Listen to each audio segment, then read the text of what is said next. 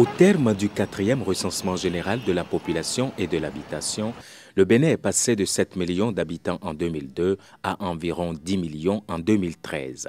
Cette forte croissance démographique amplifie les défis de développement. Seulement, le Bénin sait qu'il peut aussi compter sur ses enfants de l'étranger pour y arriver. Depuis mon départ en 1958, je revois ma mère me dire « Mon fils, tu pars en France, mais n'oublie jamais d'où tu viens ». Comme Joseph, ils sont actuellement près de 4 millions de Béninois vivant à l'extérieur. Qu'ils viennent de l'Afrique, de l'Amérique, de l'Asie, de l'Europe ou de l'Océanie, leurs apports touchent tous les domaines du développement socio-économique. Dans le domaine de l'éducation, les Béninois de la diaspora ont fait construire plusieurs modules de classe sur l'ensemble du territoire national, avec à certains endroits des spécificités qui permettent d'améliorer la qualité de l'enseignement. C'est le cas au CEG 1 de Kilibo avec l'association Joigny Baobab. Nous sommes dans la salle informatique. Nous avons le laboratoire fortement équipé. Il y a aussi la bibliothèque. Nous avons la salle polyvalente. Nous avons aussi, au nombre des réalisations, nos partenaires initiés par Gaba Jonas qui soutiennent un groupement de femmes.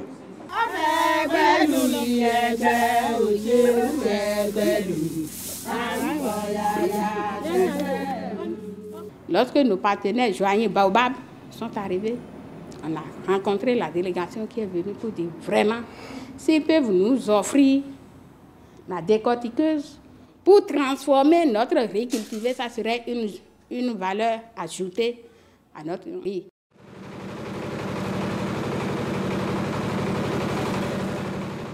Dans le domaine de la formation professionnelle, France Bénin Vendée a fortement appuyé des artisans aussi bien à Abomey-Calavi qu'à Parakou.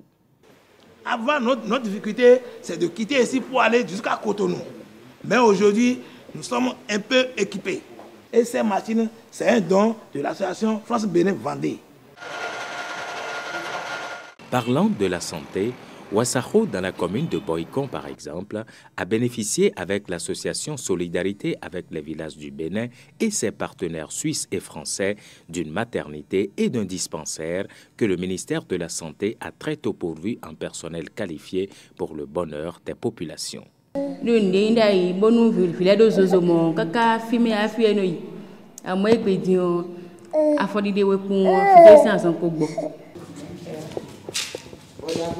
On fait des fois 50, sinon plus de 50 accouchements par mois. À Lokossa, dans le Mono, c'est l'ONG Nyonou, créée par des Béninois vivant en Italie, qui a doté le centre hospitalier départemental d'un laboratoire mobile qui fait bien des merveilles. Dans le domaine de l'eau, plusieurs infrastructures hydrauliques et d'assainissement ont été réalisées, comme ici à Djougou avec des Béninois résidant en Hollande, ou ici à Alada avec des Béninois vivant en Suisse. Le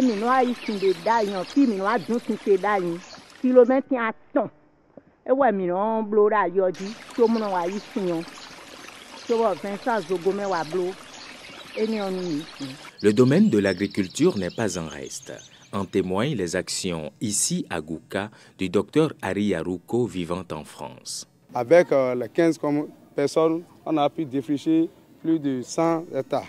Le docteur Harry Yarouko nous a aidés avec un tracteur, avec des roues, des machettes. Il y a moins de déplacement des jeunes vers le Nigeria. Dans le domaine de l'hôtellerie, des Béninois de la diaspora ont construit des hôtels. C'est le cas à Grand Popo et à Savalou. Les gens disent quand on vient à Savalou, il n'y a pas où se loger, on a besoin de ci. Nous nous sommes dit pourquoi ne pas résolver ce problème afin de permettre à toute personne qui visite Savalou de se ressentir comme chez lui. Par endroits, des Béninois de la diaspora ont aidé à améliorer la qualité des services dans les hôtels. Il y a plusieurs équipes de professionnels vendéens qui sont venus nous former ici sur place, mon personnel et moi-même. Un lot de matériel a été, disons, donné à nous pour nous permettre d'aller un peu plus de l'avant. En outre, il y a le renforcement de la coopération décentralisée qui se manifeste notamment par le jumelage de plusieurs villes béninoises à d'autres villes étrangères. Nous avons eu ce jumelage avec la monte à char qui date d'avant mon arrivée à la mairie de Kétou. Et c'est une coopération assez dynamique. Ils sont nombreux, les Béninois de la diaspora, qui investissent au Bénin à titre individuel et dans l'anonymat. Les statistiques révèlent d'ailleurs que les Béninois de la diaspora transfèrent chaque année vers le Bénin environ 100 milliards de francs CFA, ce qui représente 2,5% du produit intérieur brut. À tout ceci s'ajoutent les nombreux dons humanitaires, le transfert de connaissances à travers les programmes TOC10 initiés par le PNUD et MIDA qui favorisent l'apport intellectuel des Béninois vivant en Afrique, en Amérique du Nord, surtout au Canada et aux États-Unis. Le programme MIDA est un très bon programme à considérer et cette plateforme de partage, d'échange, d'expériences et de connaissances, ça nous permet de nous connaître mutuellement. Et en partageant les expériences, je pense que ça pourrait aider les uns et les autres à améliorer aussi leur pédagogie. Donc c'est un moment pour nous de revenir, surtout pour les Béninois de l'extérieur qui ont de la difficulté à se réintégrer. Qu'il n'y a pas d'obstacle insurmontable sur la voie du développement lorsque les bonnes volontés se mobilisent, se manifestent et qu'il y a convergence. La participation des Béninois de l'extérieur au développement de leur pays reste encore peu visible, en raison de la dispersion et du caractère essentiellement personnel des actions menées sur le terrain. Il est donc plus que nécessaire aujourd'hui de sceller un pacte avec la diaspora pour le développement du Bénin.